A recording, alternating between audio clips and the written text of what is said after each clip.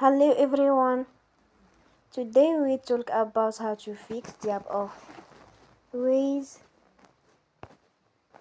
We go to settings, then we click on apps. After that we search the app Waze and we click. Then we on for stop. After that we go to storage. Then we click on clear cache.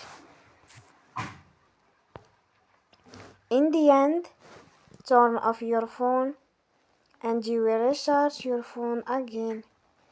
Don't forget to support us by like and subscribe.